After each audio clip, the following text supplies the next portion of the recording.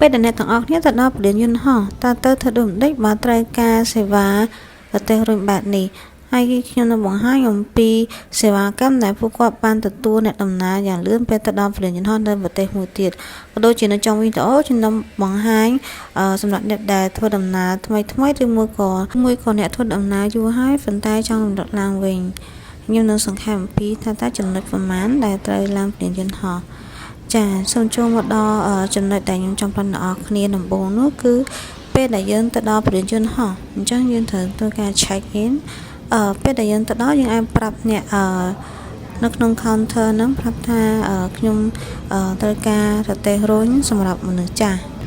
អញ្ចឹងពេលនឹងដូចជាបទពិសោធន៍របស់ខ្ញុំផ្ទាល់ពេលហ្នឹងគឺខ្ញុំបាន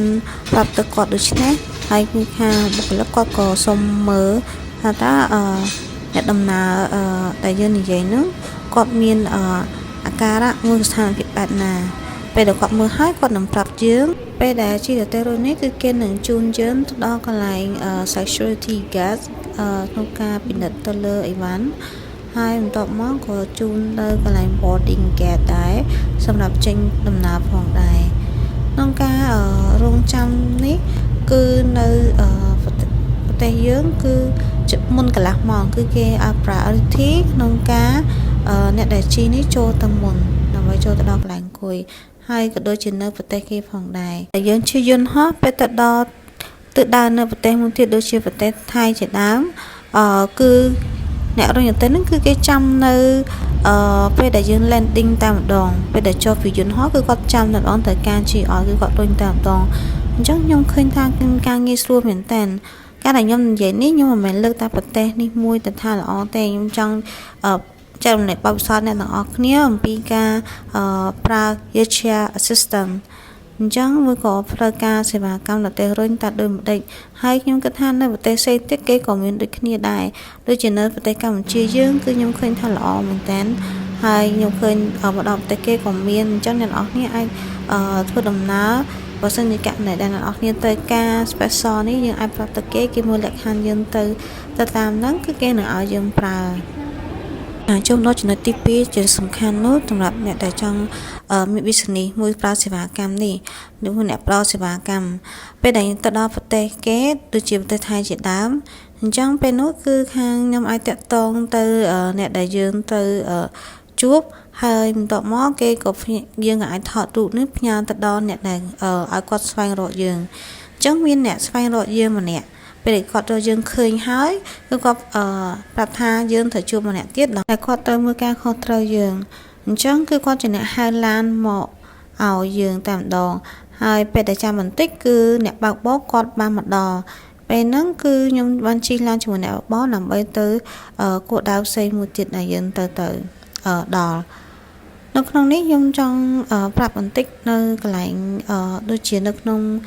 ទី8នៅក្នុងនេះអញ្ចឹងដែលខ្ញុំឃើញគឺពេលដែលយើងថតរូបគាត់ប្រាប់ថាអាចថតបានប៉ុន្តែត្រូវឲ្យបុគ្គលិកគាត់ចេញសិនដូចជាខ្ញុំថតនៅកន្លែង OMI ជាដើមហើយនៅថៃពេលដែលយើងត្រឡប់ទៅវិញឧទាហរណ៍ដូចជាប្រទេសគេដែរខ្ញុំគឺ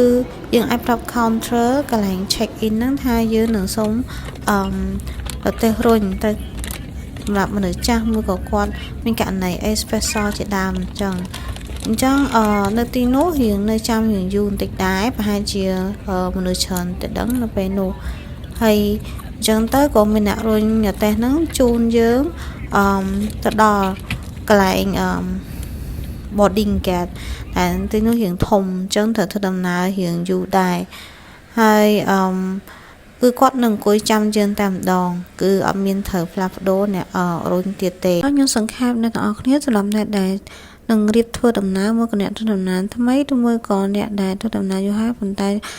ចង់រំលឹកឡើងវិញអំពីដំណាក់កាលនៃការជិះយន្តហោះចឹងទី1គឺយើងត្រូវ check in ហោះហើរណាមួយដែលយើងជិះហើយបន្ទាប់ពីនោះមកយើងអាច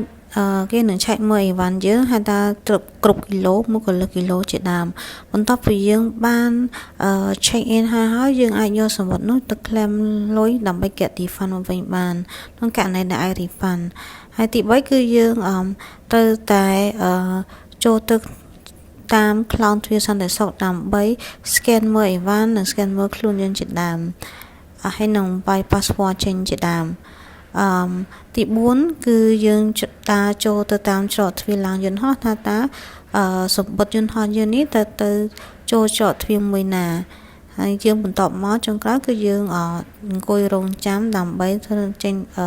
វើដំណើរទៅកាន់គោលដៅរៀងៗខ្លួនបើសិនជាអ្នកទាំងអស់គ្នាចូលចិត្តវីដេអូនេះសូមចុច like and subscribe ផងហើយបើចង់ដឹងវីដេអូ detail ពីដំណាក់កាលមួយនោះអាចប្រាប់ comment នៅក្នុងនេះបានថា want to know more thank you